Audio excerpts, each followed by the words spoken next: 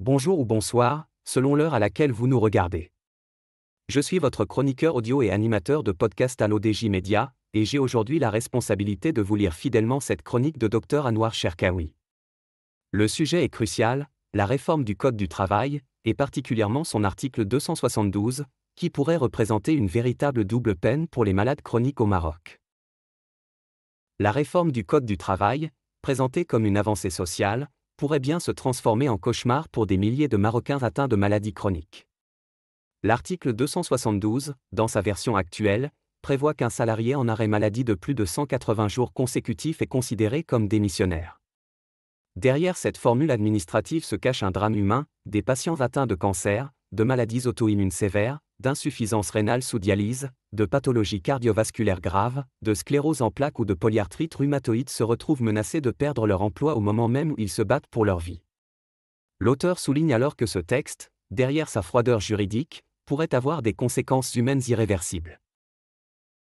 Cet article, s'il n'est pas amendé, prive les patients de leurs revenus, de leur couverture sociale et jette des familles entières dans la précarité, alerte le docteur Mounir Bachouchi, président de l'Association marocaine des soins de support en oncologie.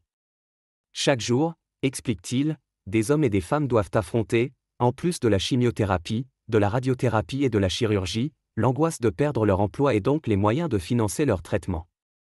Les conséquences sont explosives, impossibilité de payer le loyer, de maintenir les enfants à l'école, de couvrir les frais médicaux. Le patient devient alors une victime économique, en plus d'être un malade.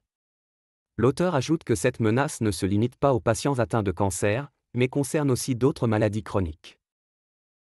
Pour le professeur Abdellah El Maghraoui, président de la Société marocaine de rhumatologie, une polyarthrite rhumatoïde sévère et non contrôlée, une spondyloarthrite ankylosante évoluée avec atteinte de la hanche, ou encore une connectivité systémique compliquée peuvent nécessiter plusieurs mois d'arrêt de travail, parfois au-delà de 6 mois.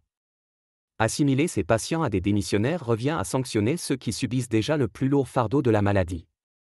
Ces pathologies chroniques, douloureuses et handicapantes, exigent souvent hospitalisation répétée, chirurgie lourde et rééducation prolongée. Les malades n'ont pas choisi leurs conditions. L'auteur affirme que la question n'est plus médicale, mais profondément sociale et politique. Un enjeu de société. La MOASCC, la Société marocaine de rhumatologie et plusieurs associations de patients interpellent les autorités compétentes pour que l'article 272 soit amendé et que soit instauré un statut protecteur des malades chroniques. L'objectif est clair, garantir la sécurité sociale et le maintien de la couverture médicale pendant toute la durée du traitement, empêcher l'exclusion professionnelle et préserver la dignité et la stabilité des familles. L'auteur pense que la société marocaine doit choisir entre protection et abandon. Protéger les plus vulnérables, la santé est le bien le plus précieux. Elle doit être protégée par un cadre juridique équitable, martèlent les docteurs Bachouchi et El Maghraoui. Cette réforme n'est pas seulement une question de droit du travail, c'est un choix de société. Choisir de protéger les malades chroniques, c'est choisir de soutenir le tissu social, d'éviter la paupérisation et de préserver l'équilibre familial. Choisir de les abandonner, c'est accepter de condamner des milliers de familles à la précarité. L'auteur conclut en rappelant que derrière chaque statistique, il y a une vie, un combat. Soulever cette question aujourd'hui, c'est refuser l'indifférence.